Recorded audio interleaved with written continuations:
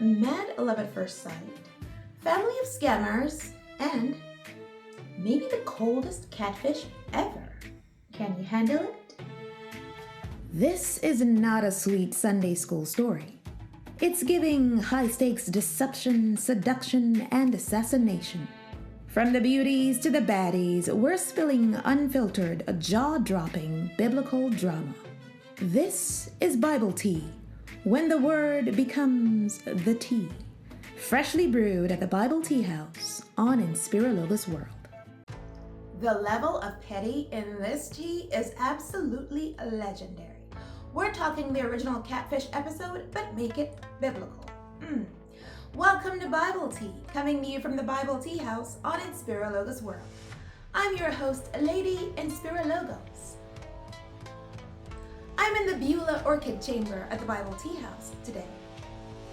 The tea I'm about to spill involves a fugitive from out of town, a sister love triangle, and one of the messiest family reunions in biblical history. Forget red flags, this family was a whole red forest, okay? Let's taste this tea. Let me spill the backstory first. So we're in the ancient city of Padan Aram. Enter our base ingredient in this tea, the chief con artist in a family of scammers, Yaakov, in English, Jacob. He's currently in hot water and on the run for his own life. Why? Because he literally got his mom's help to disguise himself and scam his twin brother out of his inheritance, and his twin is looking to cancel him, period. So he skips town, and now he's a fugitive in a foreign land with nothing but a staff. It's giving zero luggage, but maximum baggage, as he rolls up to this well in the middle of nowhere and spots some shepherds waiting by the well for the stone to be rolled off so they could water their sheep. So he asks them if they've heard of his uncle Laban. And they're like, oh, we know Laban. In fact, there's his daughter pulling up with his sheep right now. Now let's stir in the signature spice in this romance tea. A face card that never declines and a body that's tea. Enter Rachel, in English, Rachel. Mr. Scammer turned fugitive peeps his stunning cousin as she's coming to the well to water her father's sheep, and the vibe shift is instant. It's total love at first sight. I mean, he's so struck by her that he literally kisses her and starts loudly weeping tears of joy. No cap. Not only does he put the kiss in kissing cousins, but he proceeds to pull off a total macho move by single-handedly rolling the stone off the well just to impress her. Now, just so we're clear, wells back then were covered by massive stones that usually took a couple of guys to roll off. So him single-handedly rolling off the stone was Yaakov saying, let me flex real quick. Rachel must have been watching his muscles flexing like, okay, I see you, Mr. Macho, I see you. So they're vibing at the well when she finds out he's her cousin. So she runs home to tell her dad, who runs out to the well to embrace his nephew and invite him home. So after the mini family reunion at the well, Mr. Fugitive goes back home to meet the rest of the family. Now you can tell the household dynamic is giving major red flags, okay? First, there's Laban, who's the only one in the world more manipulative and low-key toxic than Yaakov himself. Then there's Rachel, the beauty queen. She's the main character, the it girl, the one everyone notices. And then there's her elder sister, Leah, whom the Bible describes as having weak eyes, which is basically ancient shade for she didn't exactly have that main character glow. When scripture gets savage, ouch, the tea is getting warmer. Yaakov stays a month diligently looking after his uncle's flocks, which is a total power move because it gives him one-on-one time with his cousin crush, since she's the OG shepherdess of the family. It's barely been a month, but bro is so obsessed with Rachel that when his uncle asks what he wants to get paid for his work, he straight up says, I will work for you for 7 years just to marry your younger daughter. Say what? Lavan, seeing a golden opportunity for free labor, is like, say less. It's better I give her to you than to someone else. Yaakov grinds for those 7 years, but they feel like 7 days because bro is so in love. He's down bad for her.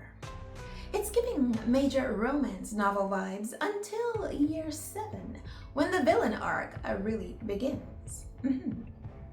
So the 7-year internship, a love turnship, is finally up, and Loverboy is ready to claim his prize. Uncle Lavan invites the whole town for the wedding feast of the year. The party is huge. The wine is flowing, maybe a little too freely. And everyone is congratulating the happy couple. So it's dark, it's evening, the bride is heavily veiled to the point where you can't see a thing, and her father escorts her to her husband's tent. Now, bro has waited 7 years, so I'm sure you can imagine the passion of the wedding night, but I want you to imagine this. It's the morning after, and the happy groom is leaning over to kiss his beautiful bride, but when he opens his eyes, he gets the shock of his life. All the delicious details coming up right after this quick tea break. I sip, you subscribe.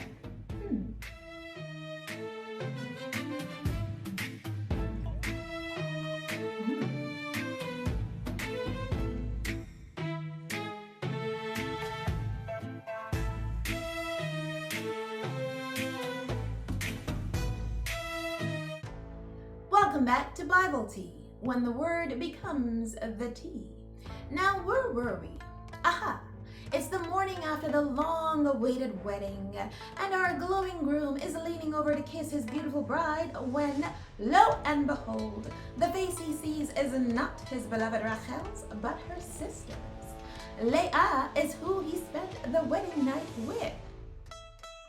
He's been fully catfished by his father-in-law in the most awkward, legal, and permanent way possible.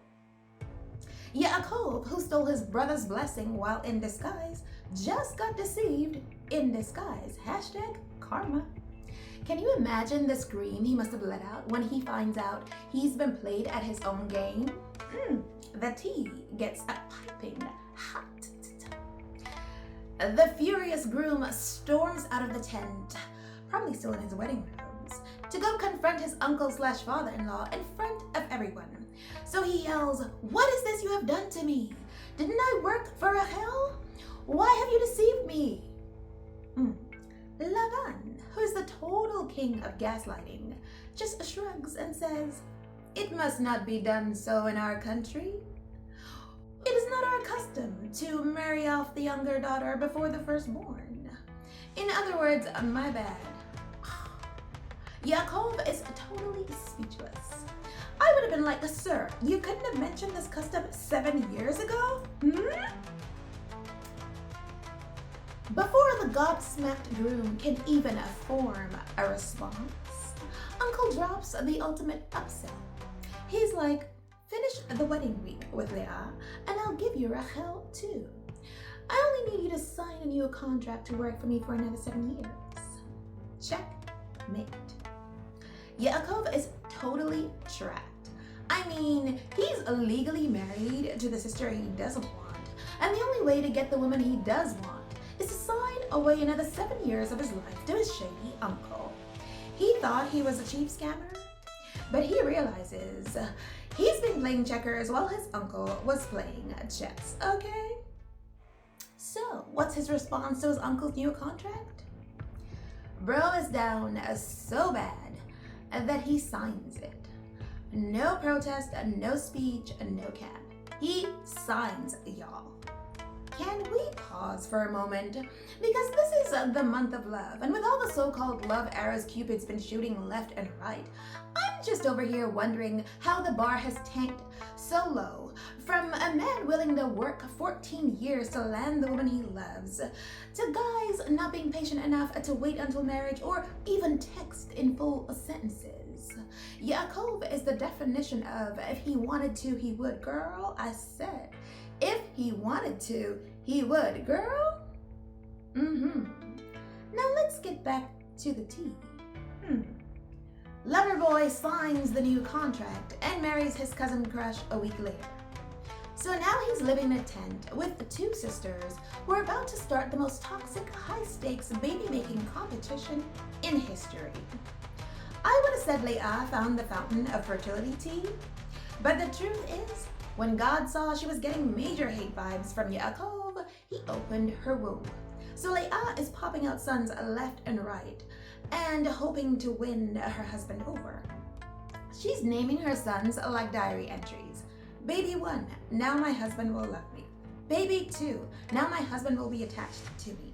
And so on and so on. As if that's not enough, she gives her maid to Yaakov as a concubine so she can have more sons for her. It's heartbreaking. Meanwhile, the beloved Rachel is struggling to conceive and getting understandably salty about the whole situation. This is back when if a wife couldn't give birth to a son, she was basically labeled useless. Rachel's pain is so real that she grabs her husband and literally says, "Give me children or I die," period. When that doesn't work, she takes a cue from Leah and gives her maid to her husband as a second concubine so she can have sons that way. So now the baby-making competition involves 2 wives and 2 concubines. It's giving drama of tragic proportions. Long story short, it's a 14-year drama cycle that ends with Yaakov having 12 sons by those 4 women. The last 2 of those sons, the last and the favorite, were born by Rachel herself, Yosef and Benjamin. It was a long, messy sister-wife rivalry, but God being God, built an entire nation out of that mess. Because Yaakov's sons became the 12 tribes of Israel. But here's the tea. Through all the switcheroos and sister rivalry, Loverboy's heart was strictly Rachel only. He worked 14 years for her and he didn't regret a single day. He stayed obsessed with her to the very end, literally. When they finally left Lavan's house to start their own life, he treated her like the queen she was. And when she tragically passed away while giving birth to her second son, Bro was devastated. He didn't just move on, he literally set up a pillar at her graveside to honor her. His grief stayed standing for the world to see. Even decades later, when he was an old man on his deathbed, he was still talking about his beloved Rachel. He got catfished by his uncle, the OG scammer, but he stayed true to his first crush till the very last breath. You can say whatever you want to say about Yaakov, but Bro can teach the masterclass on how to be down bad for life. Okay, my Bible tea lovers? That's the tea on the fugitive who loved his cousin brides, the first in our Scandalous romance series. But this tea does not end here. Oh, no. All that sibling rivalry spills into the next generation, multiplied. Bonus tea. Rachel's firstborn, Yosef, inherits all that favorite child heat. And let's just say his 11 brothers tried to cancel him permanently. This next generation tea is giving a generational trauma promax, a prison to palace pipeline, a scandalous interracial arranged marriage, and a kind of ancient Egyptian high-stakes drama that makes a soap opera look mid. Yosef's tea is so epic that I literally had to drop all the tea-licious details, undiluted, in my award-winning debut novel, A Divine Romance. Bonus tea from me to you. The book link is in the caption. Go grab your copy now. You've been watching Bible Tea at the Bible Tea House on InspiroLogos World. I'm Lady InspiroLogos, off to brew some fresh, scandalous romance Bible tea coming to you next Monday. So, sip, subscribe, share, and I'll see you at the Bible Tea House.